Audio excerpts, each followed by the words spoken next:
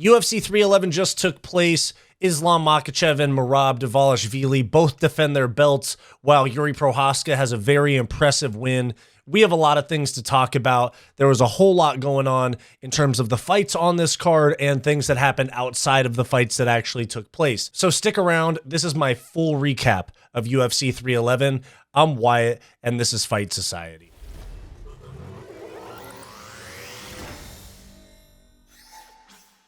Before we get into the video, guys, please make sure to like, subscribe, drop a comment down below, all that good YouTube stuff. If you want access to bonus content and you want to support the channel even further, become a channel member through the link below this video or the join button on our channel homepage. Thank you very much. Back to the video. All right, guys, so the first UFC pay-per-view of 2025 has taken place. It is time to recap because this was a really crazy card. Some of the fights, they didn't deliver exactly the way that we wanted them to, but overall, really, really good card. And then we also have some pretty juicy stuff from the press conference and things that Dana said afterwards, all of that. So we're going to get into it and we're going to recap all of these fights, starting with the main event. That is Islam Makhachev defeating Renato Money Moicano via first-round Darce choke, with actually the same exact choke that he beat Dustin Poirier with back in June. Islam is nasty, okay? He's 100% the best fighter on earth. Enough of this Jon Jones talk. We'll get to that in a minute. But Islam Makhachev is finishing very dangerous fighters: Alexander Volkanovski, Dustin Poirier, Renato Moicano, Charles Oliveira. He has a very impressive resume. And he's already the lightweight GOAT. Let's just get that out of the way first. Islam Makhachev is the lightweight GOAT.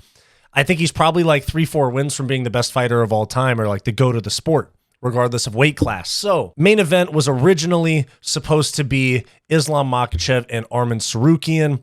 As you guys know, we talked about this on the channel. Arman Tsarukyan pulled out about 4 hours before weigh-ins, about 4 or 5 Friday morning. 4 or 5 a.m. on Friday morning. And the rumor is, this is just a rumor. There's nothing that I have like credible to confirm this, but what I've seen is people saying that Arman Tsarukyan was going to get paid roughly $500,000 for this fight due to the back injury that he had. Allegedly, he asked the UFC for $800,000 plus pay-per-view points to fight hurt. The UFC said no.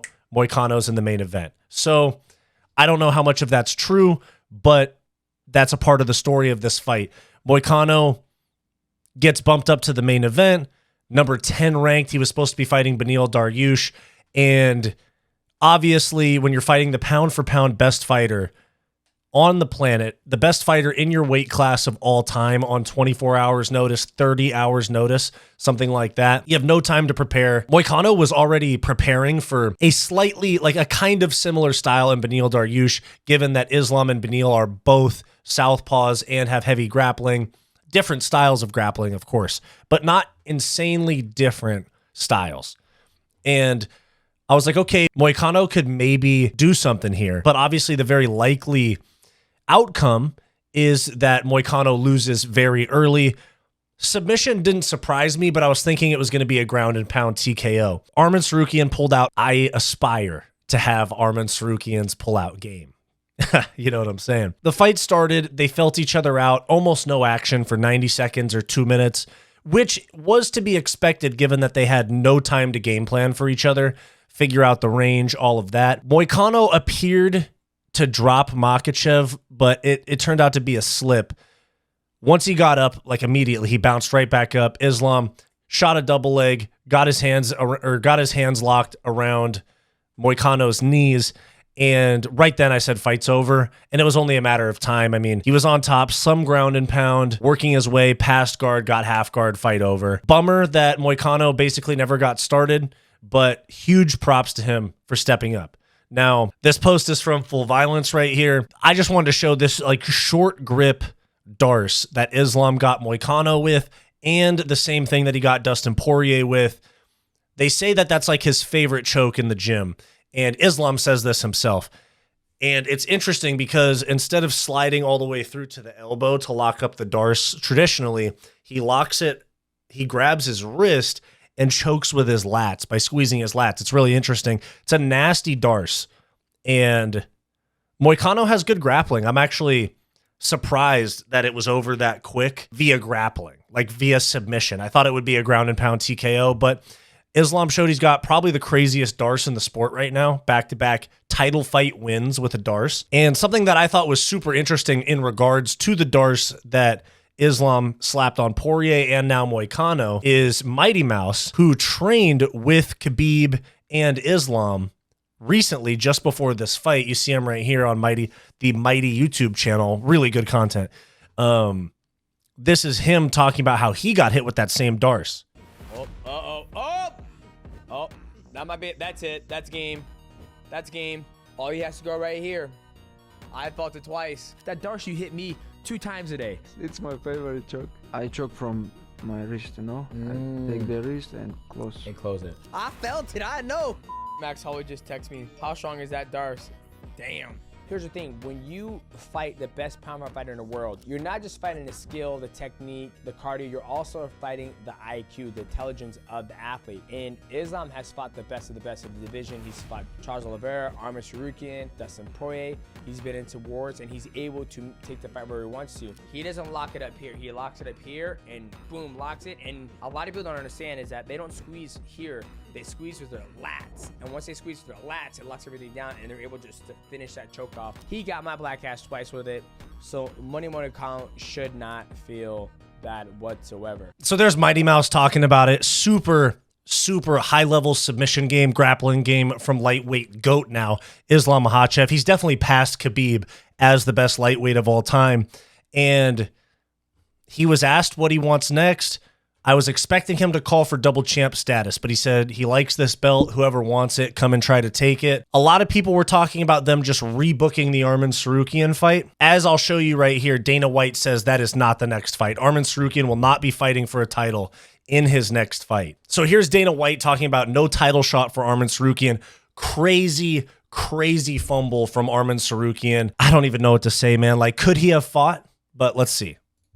What do you do with him at this point? I mean, do you automatically rebook him in the next title fight? Do you go back to the drawing board? No. Yeah. He's going back to the drawing board. I don't want anybody to ever fight hurt, ever. You know, we've been in these positions before. Went down there with the doctor, went down there with Heather from the PI, who is, you can ask any fighter or anybody else, she's the best in the world. And, you know, you miss opportunities sometimes, and he did. So we'll see how this plays out for him next year. You feel like he could have competed?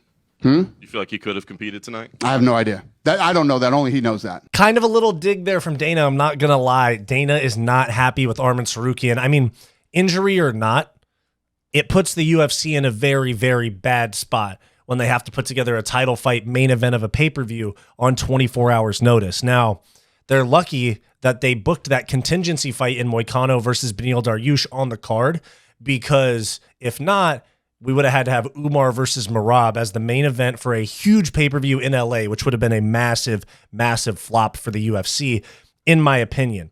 So that post was from Fight Wave, good friend of the channel.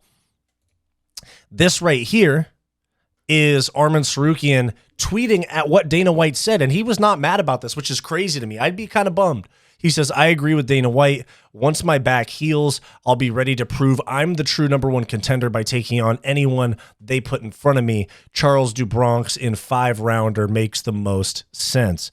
Now, I super doubt that's what's going to happen. I actually could see them doing an Oliveira-Islam rematch. But Michael Chandler chimed in and he said, you don't show up, you don't get a shot. Beat me if you can, Arman Tsarukyan. And I saw this and I was like, okay, how many undeserved number one contender fights is Michael Chandler going to get? They just throw him, you know, Oliveira, Poirier, Gaethje. It's like over and over again. And that's what this Arman Tsarukyan fight would be as well.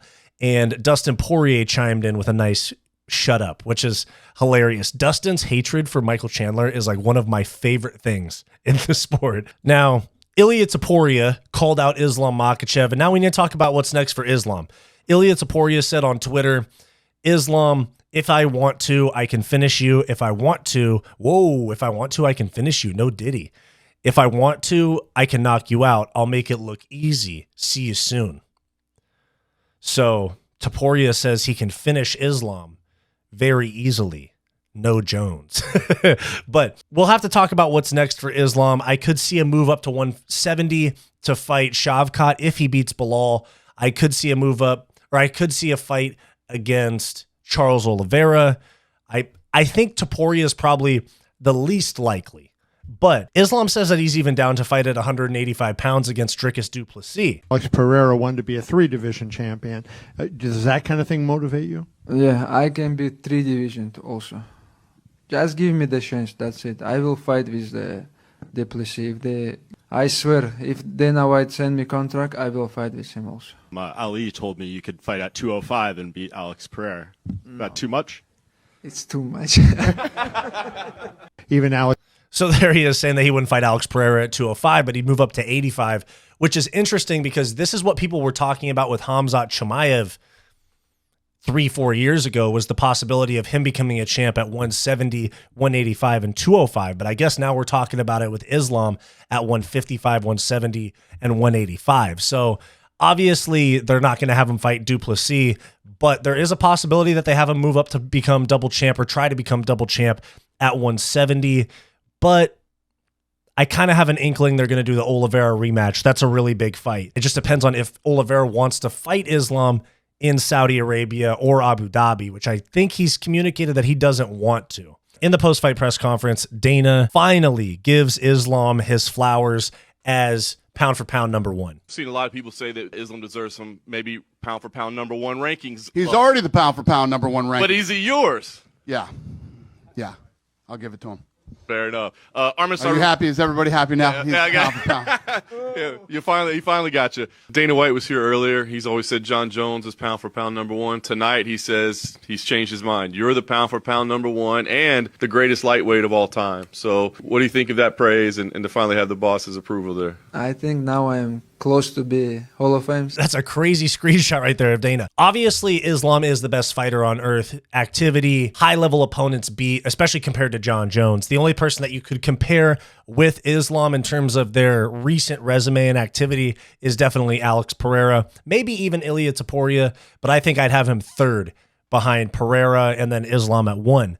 Now, I have a thought here about Dana saying that Islam is #1. That makes me think that we're not going to get Jones Aspinall because there's no longer a reason to promo Jones as best pound-for-pound fighter if he's not going to fight again. It's not for certain, obviously, because Dana said that will 100% happen, but this is very contradictory to what we just talked about, Jones Aspinall being 100% just like 3-4 weeks ago. So it's interesting, but I think that this might mean that Jon Jones is retired. We move on to the co-main event. That was Merab Dvalisvili defending his bantamweight title against Umar Nurmagomedov. Many people are talking about how dominant of a performance this was for Merab. There is a certain way to view this fight and say that Umar won. I personally gave Umar rounds 1 and 2, clearly. Merab 3, very clearly. 4 and 5 were kind of toss-ups. I know that the very end of the fight, Merab was the one pushing, and that probably took him the round.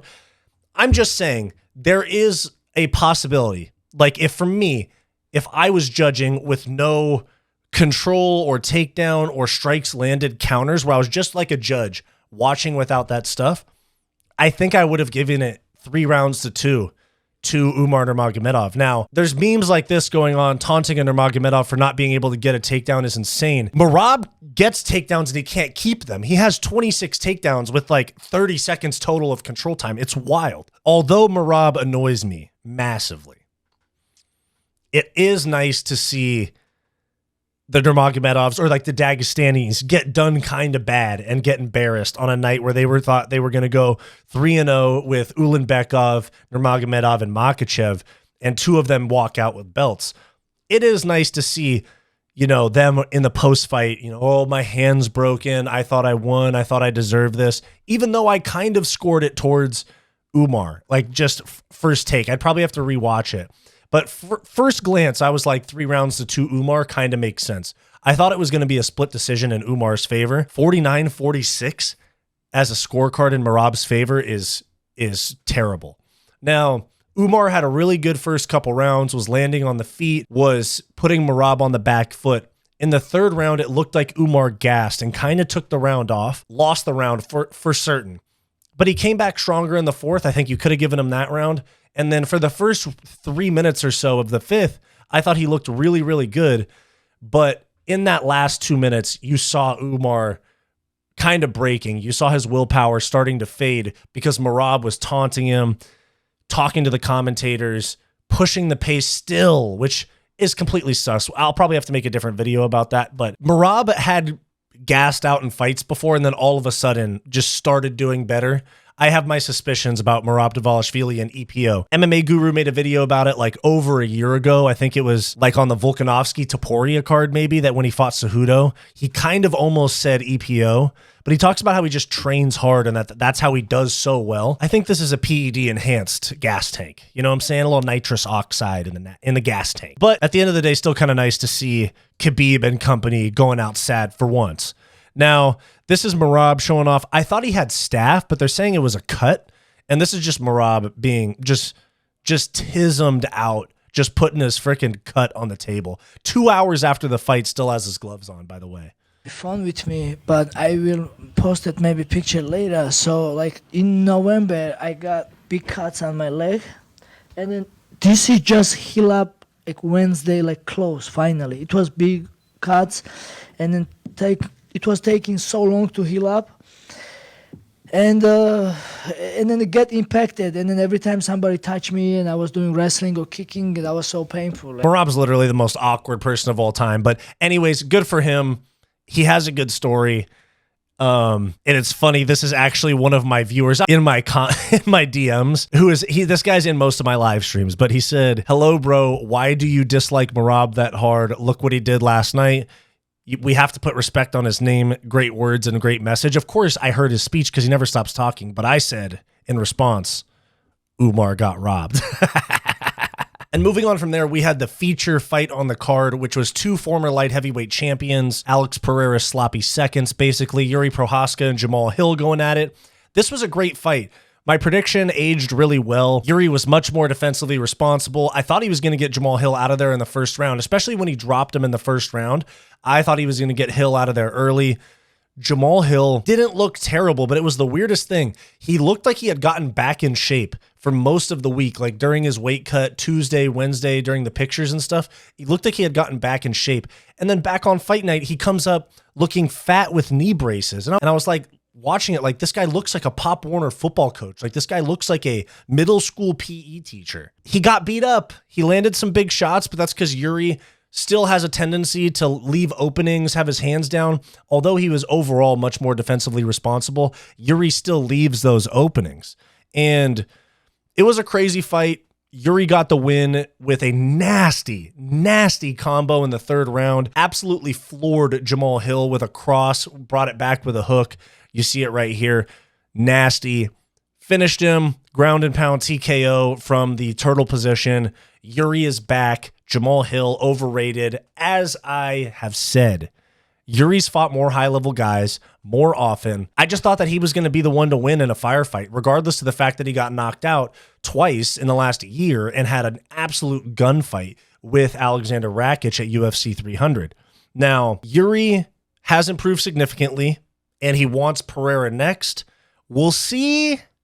I think we need another win out of Jiri before we can even consider a trilogy fight with Alex Pereira, in my mind. Now, Jiri Prochazka was much more defensively responsible, but he did have his hands down a couple of times, and the commentary pointed it out. By the way, I'll get to it later, but this was the worst night of commentary from Rogan and DC, specifically Rogan, that I have heard in a super, super long time. Some of the bias that Rogan had was fucking terrible. Now, he kept mentioning gas tanks of guys that had just almost KO'd somebody, talking about how this is a big fraud check or a reality check for his conditioning, shit like that, like the Bernardo Sapage fight. But this is Jiri reacting to the commentary. Broadcast team made a comment in that first round after the first couple exchanges that your hands were kind of dropping again. And then as the fight progressed, it seemed like you over-exaggerated and were keeping your hands up above your forehead. Was that something going through your mind as those exchanges were? I had in the first round, hands down. The broadcast team made a comment that you appear Fuck to them. be having drawn from your hands? Fuck them. I worked on that so much. So I think it should be. You should see that. Was that something going through your head as the fight progressed that you had to? Yeah. It seemed like you were kind of over exaggerating it. Yes. But man, all the worlds message me every day. Man, you have to keep your hands up. So okay, like I will do that for this fight. I will keep that for. Anyways, Jiri, I swear, is the most likable guy. And this is actually a funny moment from Alex Pereira during the fight. He says, "Hey kid, stop fighting. I'm gonna have to use my belt."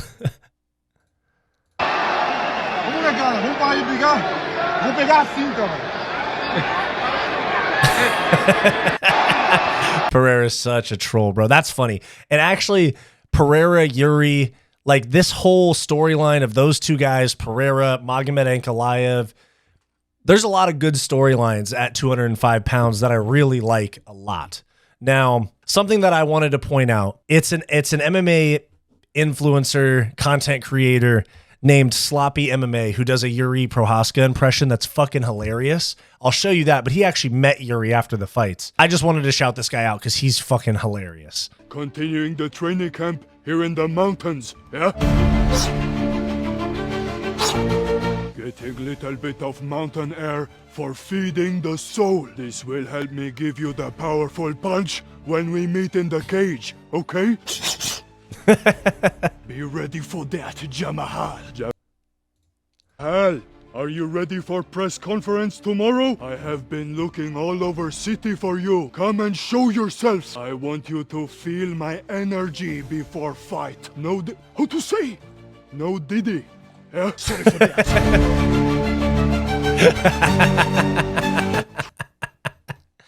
But yeah, guy's fucking hilarious. And he actually met Jiri after the fights last.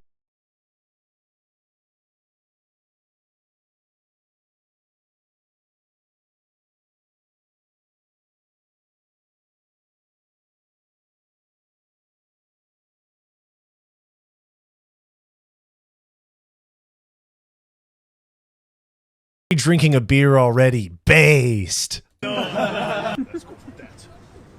Great win. You need to still work on that because let's go for that. Ah, wow. Let's go for that. I swear, impossible not to like Jiri. And this was even sloppy MMA with Jamal. Jamal actually seeming to take this loss better than the Pereira loss. Me and you. Jamahal. Bro, your shit is funny, bro. Keep doing it. I appreciate it. Thank you so much. I appreciate Jamahal. Let's go for that. Let's go for that. I just want to shout this guy out. You know, this guy, super funny, sloppy MMA. He met Nate Diaz at the Full Violence event yesterday as well. So shout out sloppy MMA. And yeah, we're going to move on down the card from there. Almeida versus Spivac. Very, very fun fight as long as it lasted. Spivac looked really good and then gassed. Almeida took the dominant position, took his back, flattened him out, ground and pound TKO. And I do really like Jailton Almeida's growth because you can see, if you look back to like the Derek Lewis fight, stall grappling, laid on top. It was like a gi jiu-jitsu match. It was like an IBJJF jiu-jitsu match where Derek Lewis was on his back the entire 5 rounds, and Almeida wasn't really trying to get a finish. Now we're seeing a way, way different style from Jailton Almeida. He got finished by Curtis Blades at UFC 299 back in March, and then he fought Romanov, I believe, on the Poirier Makhachev card. I think that's when it was. Finished him, and then first round finish here. So he has taken the criticism to heart, and he's actually made improvements. He shows a massive sense of urgency to use his athleticism to get those finishes, which is really, really fun.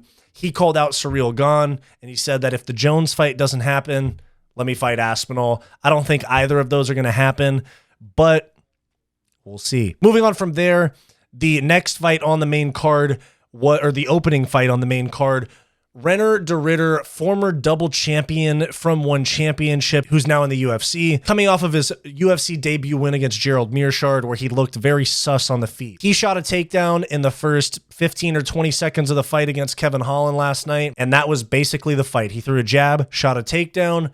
Kevin Holland defended for quite a while. Rear naked choke, that was that. Kevin Holland literally quits in these fights when it starts to get hard, especially when he has to fight up against a heavy grappler. And we're honestly very impressive for Reinier de Ridder. He knew that the one way Kevin Holland could beat him was by piecing him up on the feet, and he basically took that possibility away immediately. Takedown, get the back, choke. Kevin Holland never got out of first gear. Actually, kind of the same as the Makhachev-Moicano fight, like just dominant from the start. Makhachev and Moicano stared at each other for a little bit longer with feints and feeling each other out. But in this fight, RDR got the win quickly, 3.5 minutes, round one. Very good showing. And I could see something like he called for a top 5 guy. I don't think he's going to get that. I could see like a Vettori matchup, like a Marvin Vettori, Reinier de Ridder, Apex main event or pay-per-view main card, something like that. I think that's probably what's next for Reinier de Ridder. Now, moving on from there, we had the hottest prospect in the game in the last year or so get viciously fraud checked. Talbott got fraud checked. This is from Stipe Miocic's speech therapist. That's crazy the way that it cuts off, though, on the username. But absolutely dominated Payton Talbott, Raoni Barcelos.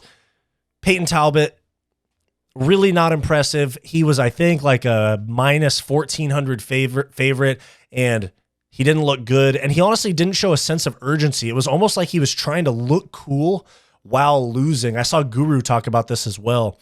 It was like he was trying to look cool during a loss, as opposed to just like going balls to the wall and getting a flashy, desperate knockout. Like, throw a head kick, get in his face, eat a couple shots. But Payton Talbott basically watched that fight slip away from him and really didn't do much about it. He landed some good strikes on the feet, but his grappling is going to need some work because he got absolutely dominated by a 40-year-old washed Raoni Barcelos. I'm not even going to give Raoni Barcelos a whole bunch of credit here because he's old, not very well-rounded, and Payton Talbott was even getting hit on the feet too. This was just a poor performance from Payton Talbott. I think that the hype around Payton Talbott is going to go very quiet for quite some time. I think he's probably going to take a little bit of time off and up that grappling because he needs it badly. Yeah, things are going to go quiet for his hype. A potential star died in that fight, I think. Moving on from there, Azamat Bakoyev, definitely on steroids. TKO win against Zach Reese. Zach Reese was kind of still lucid, kind of like halfway unconscious, and the ref jumped in to stop it and pushed Zach Reese down. And the way that his head slammed on the mat put him fully out. And Zach Reese was out for a really long time. He was really badly hurt. And in hindsight, he's lost to Cody Brundage, so I should have seen something like this coming. But I just thought that 5 days notice for Bakoyev was not going to be enough. But he's definitely on steroids, and he got into the UFC on 5 days notice. And so they definitely don't have time to drug test those guys. They get exemptions. So we'll see. I could see Bakoyev's physique deteriorating massively in the next 2 or 3 fights because he's going to be under the drug testing program. So I thought Zach Reese was going to win. He looked pretty good, landing some long, rangy shots to start, and it didn't last. Got pounded out. No diddy.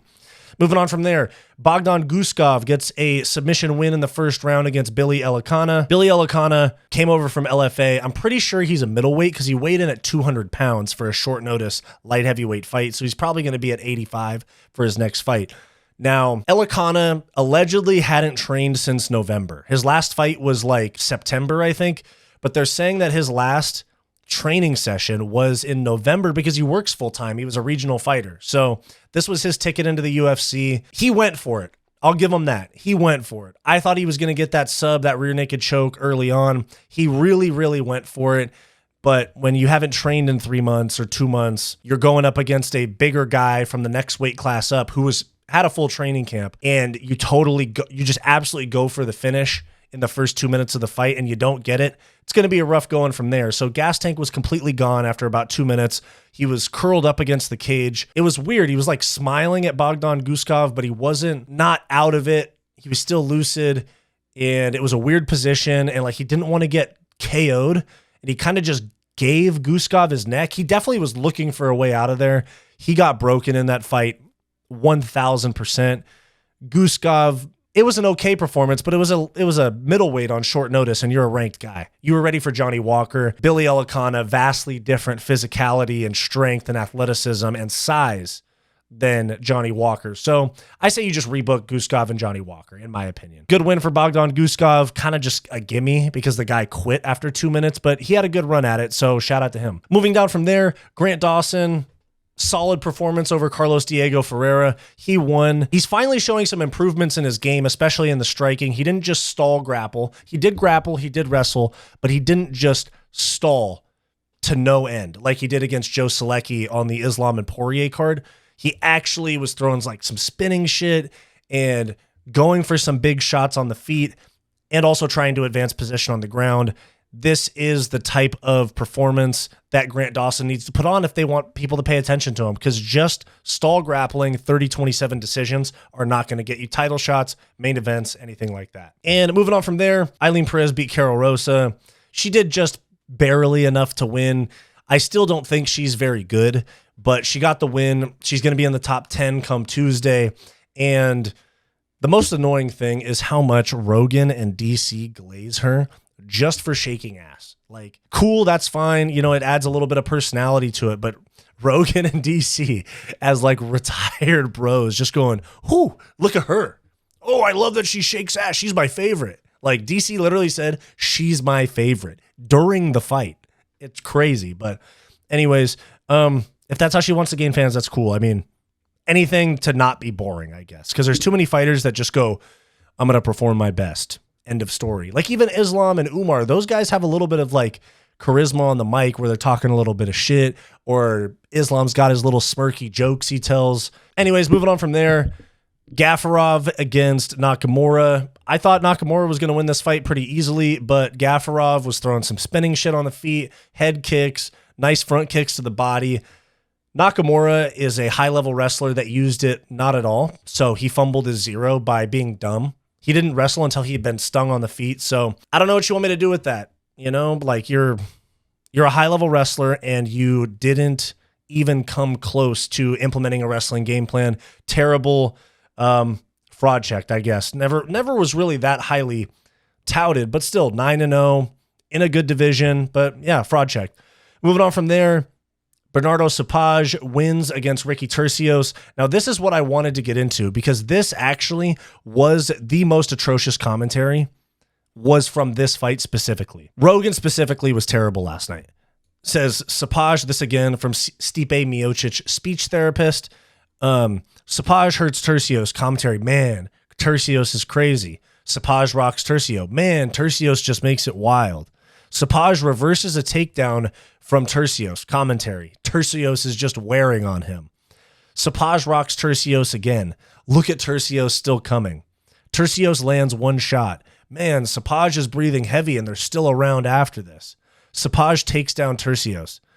Sapage just wants to lay on top. He wants a gentleman's agreement to lay here. Sapage batters Tercios. This is a real reality check on your cardio for Sapage. Sapage looked good and got the win. And from the commentary, they were trying to almost make it sound like Tercios was winning. Really bad stuff, especially out of Rogan. But Tercios loss, Sapage win. Good bounce back win, especially after getting put on a poster by Vinicius Oliveira back in like April. I think he hadn't made an appearance since then. So good bounce back from him. And yeah, good fight. Moving on from there, the opening fight of the night was Tagir Ulanbekov, who is in Islam, Khabib, and Umar's camp. He got a win over Clayton Carpenter, implemented a fairly wrestling-heavy game plan, good stuff, and got the win. Yeah, I mean, it wasn't the most exciting fight, but it was a clear-cut 30-27. Really, really solid win for Tagir Ulanbekov. And I thought this was interesting right here. Every single fighter, this is from Black Belt MMA, every single fighter that went into UFC 311 with a 0 left with a 1. Clayton Carpenter was 7-0, now with a loss. Nakamura was 8-0, Talbott was 9-0, and Umar was 18-0. Now, obviously, Umar lost in a title fight to arguably the best bantamweight of all time now. The other 3 got fraud checked. I mean, Clayton Carpenter getting fraud checked. He wasn't very highly touted, but Nakamura a little bit, and definitely Payton Talbott. So yeah, all undefeated guys lost their zeros at UFC 311. And we also have some big announcements that were made on the broadcast. Now, I'm not going to go too deep into these because I'm going to make a separate video about them.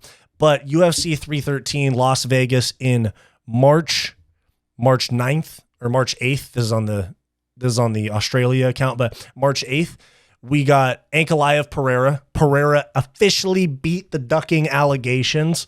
And then we have a banger 5-round co-main event between Justin Gaethje and Dan Hooker. Now, I'll make a separate video about these, but banger fights, fantastic pay-per-view in March. And then there looks like they're going to Miami in April, where we could be getting Topuria Volk 2 and some other crazy fights. So 2025 is looking crazy. UFC 312 is very lackluster.